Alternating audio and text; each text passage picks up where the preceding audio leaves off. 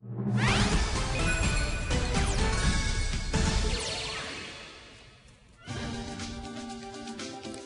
어제에 이어서 오늘 오후 열린 삼성 전현직 임원들에 대한 52차 공판, 결심 공판을 앞둔 마지막 심리 기일이었습니다. 자, 이 얘기 좀 해볼 텐데요. 자, 이달 중으로 선고가 예상이 되고 있는데 어떤 얘기가 오고 갔습니까? 여기서 결국은 그 박근혜 전 대통령과 네.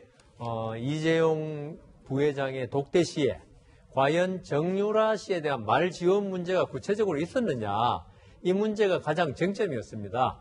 만일 박근혜 전 대통령이 이재용 부회장과 독대 시에 정유라 씨에 대한 승마 지원 문제를 구체적으로 언급했다면은 이게 결국은 최순실 씨와 박근혜 전 대통령의 공모관계가 되는 거고, 네. 그렇다면 최순실 씨가 돈을 받았더라도 이것은 같이 받은 것이 된다. 네. 이게 뇌물죄가 되는 거고, 이에 대해서 삼성 측에서는 바로 이 쟁점에 대해서 전혀 그런 말이 없었다. 네. 그리고 우리가 말을 지원하고 이런 건 전부 최순실 씨와의 관계에서 한 거지. 네.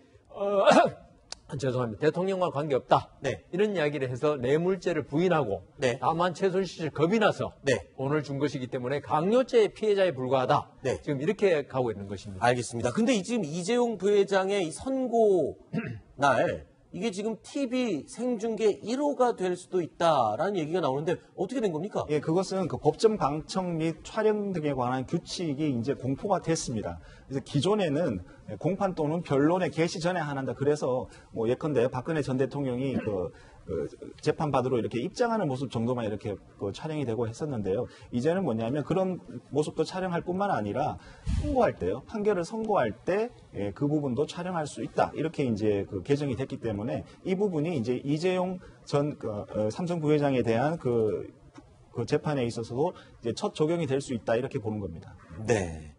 자, 그럼 우리가 지난 3월에 봤던 헌법재판소의 탄핵 심판 결정, 그때와 비슷한 그런 상황을 TV로 볼 수 있게 되는 네, 그렇죠. 그때 이제 이정미 재판관이 네. 박근혜 대통령에 대해서 이제 탄핵을 한다라는 것을 이제 선언하는 이런 그 모습을 이제 전 국민이 다 보게 됐는데요. 네. 이번 같은 경우에도 역시 이재용 삼성 부회장에 대해서 그렇게 선고를 하는, 어떤 선고가 될지는 모르겠지만 그런 네. 선고를 하는 장면이 TV를 통해서 중계가 될 수 있다라는 것이죠. 네. 자, 이제 이재용 씨 같은 경우는, 이재용 부회장 같은 경우에는 공인이기 때문에 네. 이런 본인의 어떤 사생활이라든가 프라이버시 문제보다는 오히려 공공의 이익을 위해서 역시 중계가 허용되는 가능성이 있다고 보여지는 겁니다. 네. 이 외국에서는 이렇게 재판이 공개되는 경우 있었죠? 미국에서 있었죠? 저는 95년에 네네. 미국의 법관 연수 중이었는데 그 당시에 오제이 심슨 네. 재판이 있었고요.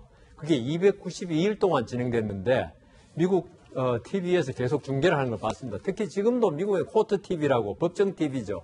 여기서 중요 재판, 그리고 국민들이 관심을 많이 가지는 재판에 대해서는 중계를 하고 있고요. 특히 이번에 오제이 심슨이 가석방 심리가 있었는데요. 네. 이 가석방 심리에 관해서 처음부터 끝까지 모두 중계됐고, 특히 오제이 심슨은 마지막에 고개를 숙이고 있다가 가석방 허가 판결이 선고되자 네. 아주 환한 미소를 띠는 장면까지 모두 생생히 중계가 된 적이 있습니다. 그렇군요. 자, 이재용 부회장의 재판 과연 이 생중계로 보게 될 수 있을지 한번 기다려 보도록 하고요. 그런데 이재용 부회장이요, 지금 동계올림픽 영재센터 지원과 관련된 질문에서 삼성그룹에 대해서 설명을 하다가 갑자기 야구 얘기를 꺼냈다고 그랬는데 어떤 상황에서 나온 겁니까? 예, 그러니까 동계올림픽 영재센터에 대해서 묻자 갑자기 야구 얘기를 꺼내면서 네. 그 삼성 라이온스가 류중일 감독을 교체를 했는데 이 사실을 인터넷 뉴스를 보고 알았다라고 친구들한테 했더니 아무도 믿지 않았다, 이런 진술을 하신 거죠. 믿을 수가 없네요.